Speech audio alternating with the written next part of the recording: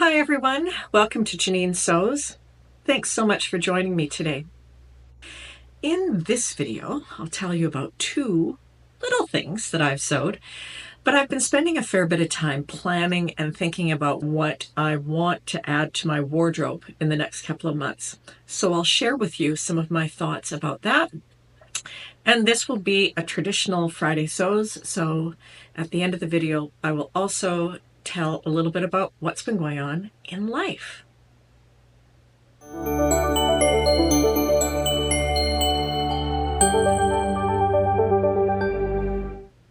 There are chapters down below in the description box if you care to jump to something else in this video. The only thing that I've sewn that had any substance really whatsoever is this top. And this is the Itch to Stitch Solar Top. This is the second time that I use this pattern. I like this pattern because of the little bits of gathering here high on the shoulders. It just makes this a lot more interesting t-shirt than a standard sleeveless t-shirt. The instructions are also very good for the neckband and for the sleeves. This fabric was purchased at Loiseau Fabrics in Calgary in October, and it's a basic jersey. It sews up well, it washes well, it's comfortable, and it's got enough substance that it doesn't cling to the places that I don't want being highlighted. What I learned the first time that I used this pattern is that it was much too short, so the only adjustment that I made this time was to make it 3 inches longer. The first time I used this pattern, I had to actually add a band to the bottom of it because it was just way shorter than I wanted. So this time I lengthened it 3 inches and now it's at a place where I like it. When I bought this fabric, I also bought this waffle fabric that I used to make the Pattern Emporium, what's this called? Sweet Cheeks top. I made this in November or December, and these two are designed to be worn together.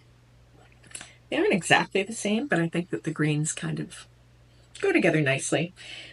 Nice bright colors for winter, not dull, boring colors. And of course, this is something that'll be worn year-round. This fabric is cozy, but not super warm, so I thought the two together would be nice on a cooler day when I need an additional layer. So this is the one main thing that I sewed. I did also sew one other little project that I had hanging around for quite a while, and that's a passport case. At some point last year, I went to a handbag sewing event. I wasn't sewing a handbag, but they had a little vendor section, so I went to the vendor section and I picked up a pattern. I can't remember the name of the pattern. It's on the tip of my tongue. I'm going to put the information down below. But I picked up a pattern to make a passport case. And here it is. It's finished. It's loaded with my passports. This was the first time I have sewn with Cork, and I was really pleased with how this turned out. And I was also really pleased with how easy it was to sew Cork. So this passport case on the front has the magnetic snap. On the inside, there's space for 2 passports if you want, space for money, credit cards, and a little pocket here. And then on the back, there's actually a zipper section for coins. And as I said, the cork was way easier to work with than I thought that it would be. So there's already going to be one other cork project coming up in the next couple months, just because I so enjoyed working with this. So again, this is just a really simple little passport cover. I kind of wonder how durable this is going to be. I don't know.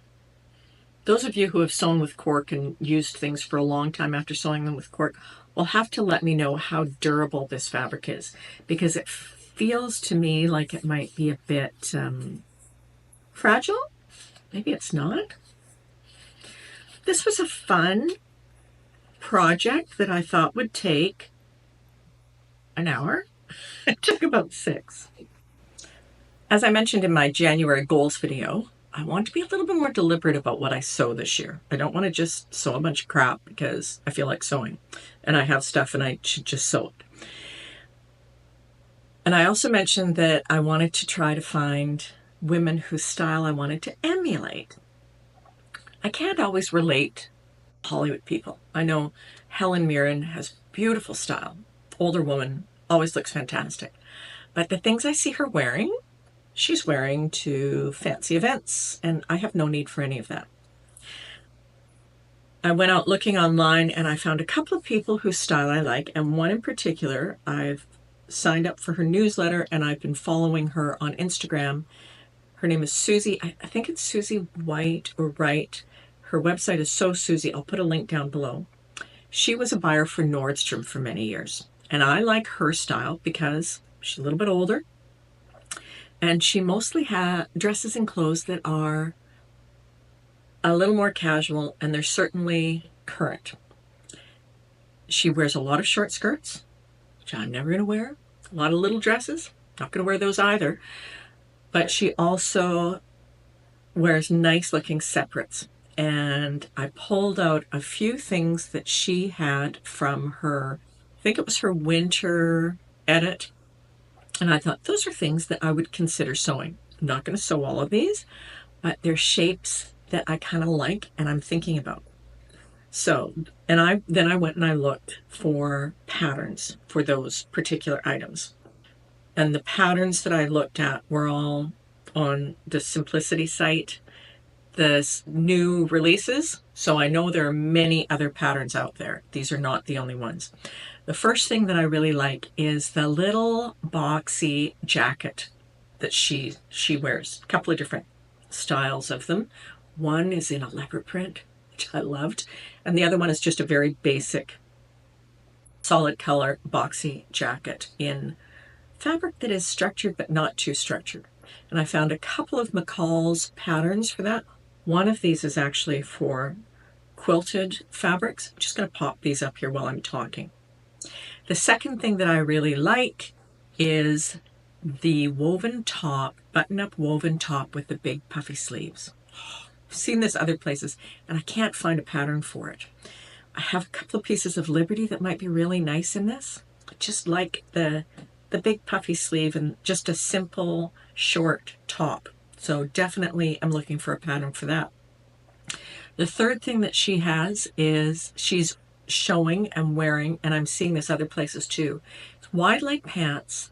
Some of them are right to the floor and others are a little bit cropped so you can see your shoes. I don't have a pattern for wide-legged woven pants or stretch woven pants.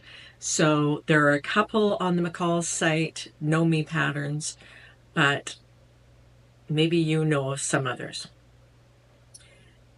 The next thing is, and I've seen other people wearing this too, is this athleisure coordinated top and bottoms for travel. I like this look a lot. As much as I don't like athleisure, I think in a nice light color without any logos or anything so it doesn't look like you're wearing athletic wear, I think this is a nice look, and it's something I would certainly consider sewing just for even wearing around the house or traveling to the grocery store. And the final thing is a striped t-shirt. I've had a lot of striped t-shirts in the past. Some of my favorite tops were striped t-shirts. I think I talked about a striped t-shirt on a video like 5 years ago. That's how much I love striped t-shirts. While I've got lots of patterns, I found this McCall's pattern that I thought was really cute because it's got a couple of options to have the grommets or the little necktie. Necktie is totally too cutesy nautical for me, but the version with the grommets is something that I would definitely consider making, especially if I found a nice wide striped fabric in a color that I really wanted to sew. Those are the things that I'm thinking of, and I'm wondering what you're thinking of sewing. if you have any particular patterns or styles in mind that you want to make up for late winter and early spring. As you can probably tell, I'm not in my usual place. My husband had a chance to work somewhere else for a little while, and I decided to tag along. Me and my sewing machine decided to tag along. I did bring my little Feiyu mechanical sewing machine that I told you about in November, and a few projects to keep myself busy. I cannot sit and just do nothing. I'm not one of those people that can enjoy even reading. I have to have busy hands. So that's why I decided when I was going to be here for more than about a week, I needed to bring a sewing machine. So I brought that machine and I packed up everything that I thought that I needed. Of course, I've forgotten things. And a few projects. This top, I brought a piece of really pretty Pontel knit and a t-shirt pattern. And then I brought a bunch of things that are not garment sewing, little projects. First, I don't want to be adding a bunch of garments to my closet that I don't necessarily need. Second, I'm somewhere warm and I didn't want to sew warm things and then go back home where it's cold and not be able to wear them. But most importantly, I want to try sewing some different things just so I don't get bored with sewing first, honestly, and also because I think that some of these other little projects are going to help me build some skills. Nothing wrong with that. Those skills will be helpful sewing garments in the future. Or maybe I'll find there are other things that I also enjoy sewing, so I don't just keep adding clothes to my closet. I brought a little hand embroidery kit that I started probably, it's when we lived in Pennsylvania. So 4+ years ago. A kit to make an iPhone purse wallet thing, Cork. I picked that up last year. I've cut out a bag in this cork and it's ready to go. I'm just waiting for hardware that I had to order. And then I've got a bunch of scraps of fabric that I will use to work on particular skills that I want to improve. Things that I've been saying I'm going to learn how to do better and I just have not gotten around to it. Things like bias tape, zippers. Then I'm also going to try sewing some other things from kits, not clothes. Just try sewing some other things. Little projects that are easy to do when you're not at home and not in your usual space and you can't spread out and you don't have everything. I'm going to try some of that. I am very curious to know what you are seeing on the street and in magazines and on TV and in movies and online that you think is style that you want to recreate for yourself. I'd love to know what is intriguing you because maybe it'll intrigue other people. Sometimes you see, I remember going back probably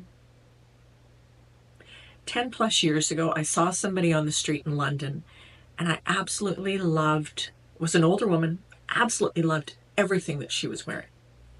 I wish I'd taken a picture of her, but she was wearing a long open coat, like a lightweight coat, with trousers that were not skinny, but not wide-legged, cropped to the ankle, and just a little sheath on top. She looked so beautiful. I loved that look. I wanted to emulate it. I'm not working anymore, so I don't really need those clothes. But sometimes you see somebody and just say, gosh, that looks great. So if you're seeing things like that, I hope you'll share it because it might be something that other people would be interested in considering for their personal style. That's what's going on with me. I want to thank Jen from Today in Jen's Sewing Room for sharing this concept with all of us.